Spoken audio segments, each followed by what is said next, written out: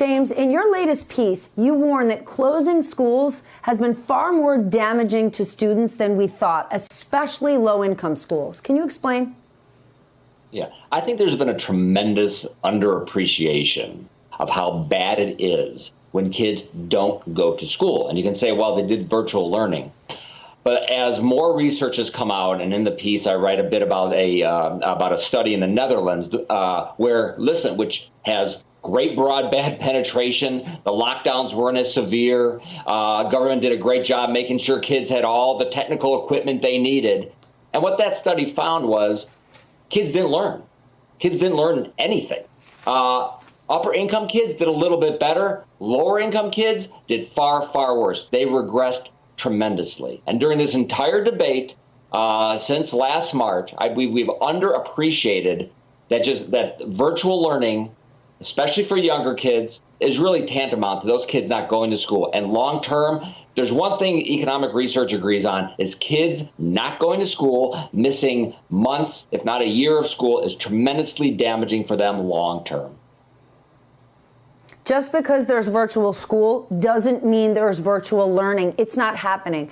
Can you also speak to the fact that we're not equipping American students with the materials and the support they need to learn at home? Compare that to what we've seen in other countries. I know you were just touching on it, but the equipment, whether it's the iPads, the Chromebooks, even fast Wi-Fi, we don't have that here. And ultimately, I'm not sure that's really even going to matter. Listen, if we were able to get these kids, and again, I used the example of Netherlands where they did that. They got the kids, everybody had fast broadband and laptop and all that stuff, and it still worked poorly. I think that's important. And if we're not going to send kids to school, I mean, you certainly want that, but that pales in comparison to actually getting kids in the classroom. Listen, I've lived in this country since the pandemic. So have you. I do not recall any politician saying we must move heaven and earth, and this includes politicians, teachers unions, to make sure kids go to school as soon as possible in person. A total lack of creativity. We can sit there and say, oh, we need hundreds of billions, but there's been an utter lack of creativity to get kids into school, whether that means kids going earlier, outside, reopening collective bargaining agreements so teachers have more flexibility, all of that. We have not done it as a nation. We have failed as a nation. Amen to that. I've got a 14-year-old in virtual school right now, and I can promise you, without me standing over him, which I'm not because I'm a working parent, he's not paying attention, and the teachers can't force them to while they're sitting in their bedrooms. So what is the solution? How do we control the virus and keep kids in school? Well, that's a problem. I think for a lot of parents, if the virus, as it seemed like, for a while that we're kind of getting a handle on it, it became far easier, I think, to make these decisions. Though even back then, even over the summer, the focus was on, first, we need to get all this money and funding before we can even think about doing anything. Again, I think there's just a lack of effort. Now that the virus seems to be raging out of control, all those decisions become much more difficult. But as Dr. Torres said in the previous segment, these schools do not seem to be the problem.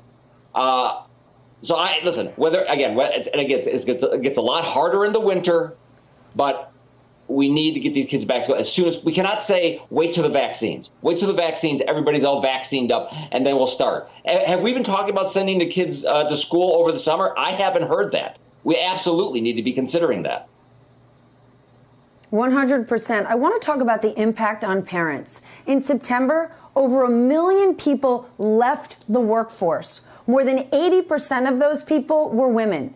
And I talk to parents every day who are panic-stricken about the idea that their kids are going to come back home. What is that going to do to parents, working parents, especially mothers, if we go to all virtual learning this winter? This sort of, to be honest with you, it sort of infuriates me, is that when we talk about these things, people say, all you guys care about is the economy. All you care about is material. Listen, this is the lifetime opportunity for children, especially disadvantaged kids. It's right now for those parents whose difficult job has just gotten far more difficult. What we're talking about here is trade-offs, and the policymakers have not focused on the trade-offs. We focused a lot, as we should have, about the health aspects. I think we need to focus a bit more about the aspects of people's working lives and the opportunity for their children. Amen to that. Just because we're going to school virtually doesn't mean we're effectively educating our kids.